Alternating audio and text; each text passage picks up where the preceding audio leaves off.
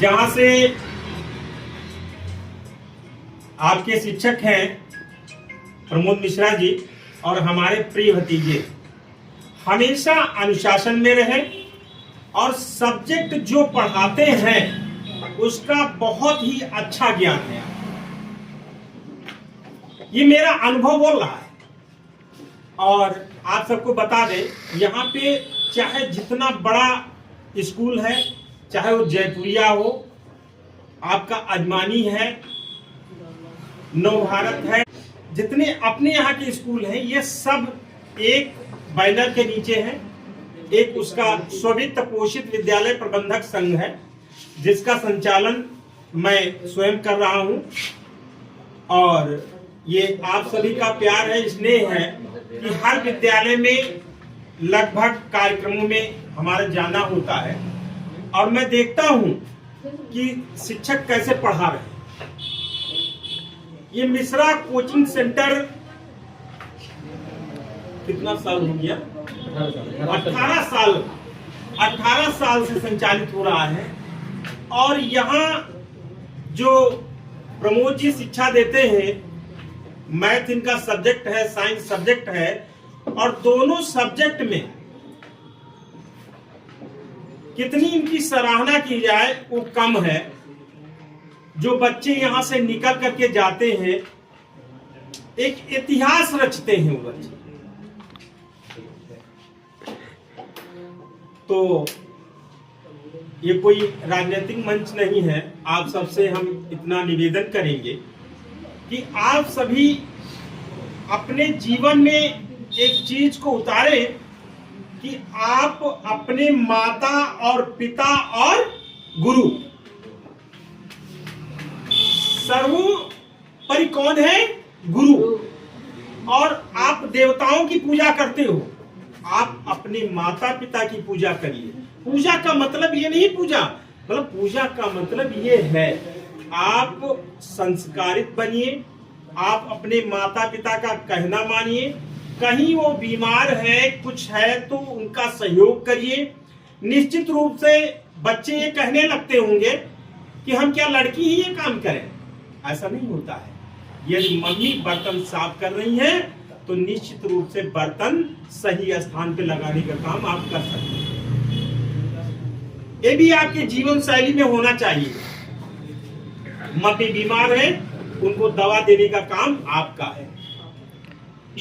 मतलब जीवित यदि ईश्वर देखा जाए तो आप सबको अपने मम्मी और पापा में देखना है, उनकी पूजा करनी है। निश्चित रूप से आप सबका जीवन सफल होगा। आप सभी अपना अच्छा मार्ग चुनेंगे, अच्छे रास्ते पे चलेंगे। और यही गुरु जो आपके रास्ते पे कांटे का मतलब कांटे नहीं है, यदि कहीं पे कोई अड़चन आ रही है उसको किनारे करके आपका रास्ता सुगम करें। इसलिए गुरु का कहना मानिए, उसके बताए हुए आचरण को करिए। और अपने विषय को, अभी हम देख रहे थे, कार्यक्रम चल रहा था, आप लोग बात कर रहे थे। जब हम किसी कार्य को करने जाते हैं तो वहां पे कुछ सीखने जाते हैं। अब यहाँ पे यदि कोई कुछ कह रहा है, गुरुजी कुछ बता रहे हैं, तो उसको यदि आप सुनेंगे नहीं तो कैसे उसको जीवन में उतारेंगे? परीक्षा आप देने जाएंगे तो यदि उसको उस हिसाब से उस 3 घंटे का जो समय मिलता है उसको हम बात करने में यदि बिता देंगे, फिर कब पेपर देंगे? इसलिए जिस कार्य को हम करने गए हैं उसी पे हमारी नजर होनी चाहिए।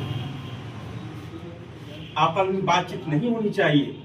जिस समय हम पढ़ाई का समय है, पढ़ाई कर रहे हैं, कोचिंग करने आते हैं आप लोग, तो 1 घंटे सर पढ़ाते हैं आपको या 1.5 घंटे पढ़ा देते हैं? 1 घंटे पढ़ाते हैं। तो उस महत्वपूर्ण समय को यदि आप अर्जित नहीं कर पाए तो आप सफल कैसे होंगे?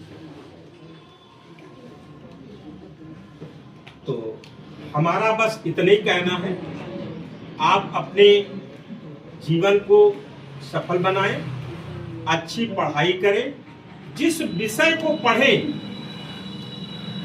आज का दौर जो है वो हमने देखा है कि कहीं ना कहीं अभिभावक जो है बच्चों पे थोपना चालू कर देते हैं, नहीं तुमको साइंस ही लेनी है, नहीं तुमको मैथ ही लेनी है। ऐसा नहीं होना चाहिए।